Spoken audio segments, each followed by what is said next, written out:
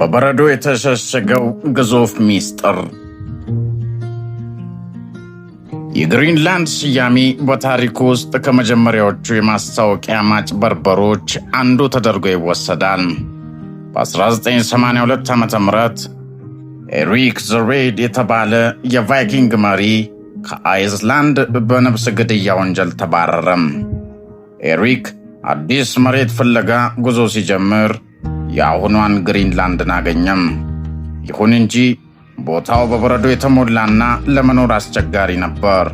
ኤሪክ ግን ሰዎች ተከትሎት እንዲመጡና አዲስ መንደር እንዲመሰርቱ ፈለገም። ስለዚህም ሰዎች በረዶ ነው ብለው እንዳይፈሩ አረንጓዴ መሬት ወይም ግሪንላንድ ብሎ ሰየመው። በአጭሩ ግሪንላንድ ስሟን ያገኘችው ሰዎችን ለማታለል በታሰበ የንግድ ስልት ነበር። ሳይንቲስቶች በቅርቡ በቴክኖሎጂ ታግዘው ከግሪንላንድ በረዶ ስር ምን እንዳለ ለማየት ሞክሯል። ያገኙት ነገር ግን እጅግ አስገራሚ ነበር። ከበረዶ በታች 750 ኪሎ ሜትር ርዝመት ያለው ግዙፍ ሸለቆ ተደብቆ ይገኛል።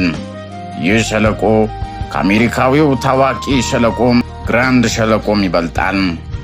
በተጨማሪም በበረዶ ስር የማይቀልጡና ለሚሊዮን ዓመታት ተቀብሮ የቆዩ ግዙፍ የውሃ ገንዳዎች ወይም ሐይቆች ተገኝቷል። እነዚህ ሐይቆች ጥንታዊ የሕይወት ዘሮችን ሊይዙ ይችላሉ ተብሎ ይታመናል። ግሪንላንድ ከአውሮፓ አህጉር በ3 እጥፍ ትበልጣለች።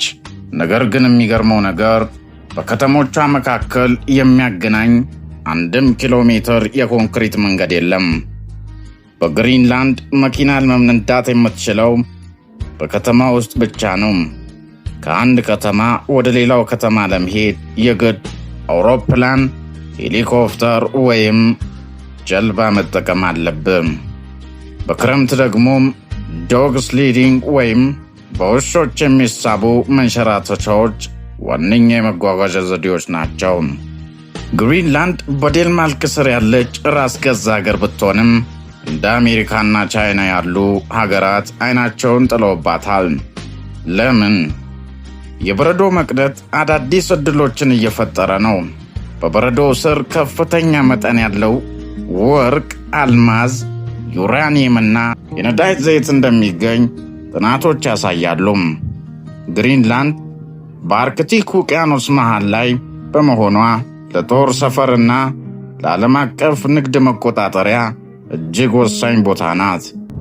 ለዚህም ነው ፕሬዝዳንት ትራምፕ ሳይቀሩ ግሪንላንድን መግዛት እፈልጋለሁ ብለው ዓለምን ያስገረሙት። ግሪንላንድ ዛሬም ሚስጥሩ ያልተፈታም ተፈጥሮና ሰው የሚታገሉባት ድንቅ ምድር ናት። የአየር ንብረት ለውጥ በረዷን እያቀለጠው ቢሆንም የውስጧን ሀብት ግን ይበልጥ ግልጽ እያደረገው መጥቷል። እናንተስ እንደዚህ አይነት ቅዝቃዜና መንገድ በሌለበት ሀገር ለመኖር ትደፍራላችሁ? ሐሳባችሁን ኮሜንት ላይ አስፍሩልኝ።